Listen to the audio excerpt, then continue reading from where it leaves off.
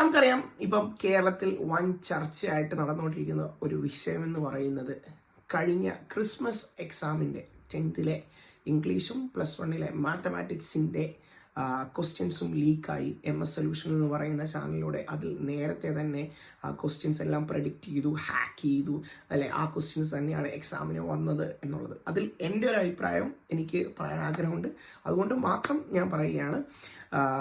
ഇതിൽ MS solution leak ചെയ്തോ അത് ക്വസ്റ്റ്യൻ പേപ്പർ അടിച്ചു മാറ്റിയോ അത് നേരത്തെ കിട്ടിയിട്ടുണ്ടോ ഒന്നും എനിക്കറിയത്തില്ല. പക്ഷേ സ്റ്റിൽ ഞാൻ ഒരു കാര്യം പറയാം, എനിക്ക് തോന്നിയത് ഈ പറയുന്ന ക്വസ്റ്റ്യൻസ് എല്ലാം നേരത്തെ നിങ്ങൾ തന്നെ കണ്ടിട്ടുള്ള ക്വസ്റ്റ്യൻസ് ആയിരിക്കും. ഇപ്പോൾ ഈ ഓരോ ചാനലുകളിലൊക്കെ വരുന്നുണ്ട്, ഏഷ്യാനെറ്റ് ന്യൂസിലും മാതൃഭൂമി ന്യൂസിലും അങ്ങനത്തെ ന്യൂസുകളിലൊക്കെ കാണുന്നുണ്ട്. ബൈനോമിയൽ തിയറത്തിൻ്റെ ക്വസ്റ്റ്യൻസ് ഒക്കെ എടുത്തിട്ടേക്കുന്നു. √3 + √2⁴ -√3 - √2⁴. ഇത് നിങ്ങൾ തന്നെ ഒന്ന് എടുത്ത് നോക്കിയാൽ, നിങ്ങൾ കഴിഞ്ഞ വർഷത്തെ 10 വർഷത്തെ ക്വസ്റ്റ്യൻ പേപ്പർ എടുത്ത് നോക്കിക്കഴിഞ്ഞാൽ അതിൽ 8 വട്ടവും ചോദിച്ച ചോദ്യമാണ് ഇത്, ഈ പറയുന്ന ബൈനോമിയൽ തിയറത്തിൻ്റെ ക്വസ്റ്റ്യൻസ്. ആകെ അതിൽ ചോദിക്കുന്നത് 4 ടൈപ്പ് ക്വസ്റ്റ്യൻസേ ഉള്ളൂ. അത് 4 ടൈപ്പ് ക്വസ്റ്റ്യൻസിൽ ഏതെങ്കിലും ഒരെണ്ണം നമുക്ക് തന്നെ പ്രെഡിക്റ്റ് ചെയ്യാം, അല്ലെങ്കിൽ നമ്മുടെ കുട്ടികളെ കൊണ്ട് ഈ 4 ക്വസ്റ്റ്യൻസ് പഠിപ്പിച്ചാൽ മതി. ഇതല്ലാതെ വേറൊന്നും ചോദിക്കാനില്ല.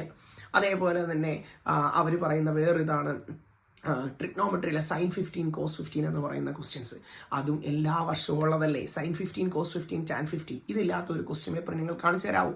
ഇല്ല. എല്ലാ വർഷവും എപ്പോഴും ചോദിക്കുന്ന ക്വസ്റ്റ്യൻ ആണ് ഇത്, ഈ പറയുന്ന sin 15 cos 15 tan 15 എന്നൊക്കെ പറയുന്ന ക്വസ്റ്റ്യൻ. അത് MS സൊല്യൂഷൻ പ്രെഡിക്റ്റ് ചെയ്തു, അത് വേറെയും യൂട്യൂബ് ചാനലുകൾ പ്രെഡിക്റ്റ് ചെയ്തു. എന്തിന്? നമുക്ക് വർഷങ്ങളായിട്ട് അറിയാം ഈ ക്വസ്റ്റ്യൻസ് തന്നെ ചോദിക്കുമെന്ന്. ഇതെല്ലാം പ്രഡിക്ഷനിൽ അവർ പറയും. കാരണം എന്താ, ഒരു നല്ലൊരു അധ്യാപകന് question paper previous year questions ഒക്കെ നോക്കിക്കഴിഞ്ഞാൽ ഇതെല്ലാം മനസ്സിലാവാവുന്നതേ ഉള്ളൂ, അല്ലെ?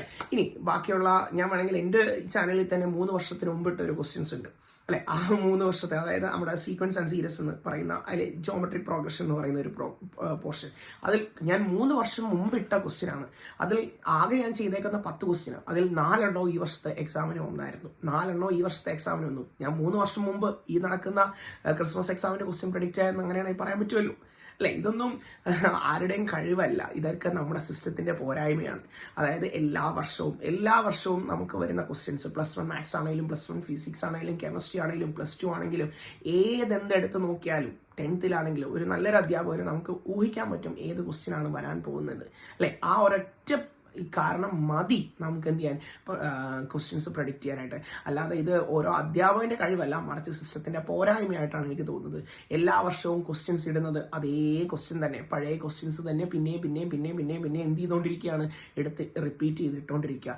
ഈ ഇടുന്ന ക്വസ്റ്റ്യൻസ് ഇടുന്ന ആൾക്കാർക്ക് ഒന്ന് ക്വസ്റ്റ്യൻ നമ്പറെങ്കിലും അറ്റ്ലീസ്റ്റ് മാറ്റിക്കൂടെ? അറ്റ്ലീസ്റ്റ് ആ ക്വസ്റ്റ്യനിലുള്ള സെയിം പാറ്റേൺ ചോദിക്കുക, എന്നിട്ട് ആ നമ്പറെങ്കിലും ഒന്ന് മാറ്റിക്കൂടെ? ഇത് നമ്പർ പോലും മാറ്റാതെ അതേ ക്വസ്റ്റ്യൻസ് തന്നെ കോപ്പി പേസ്റ്റ് ചെയ്യുകയല്ലേ.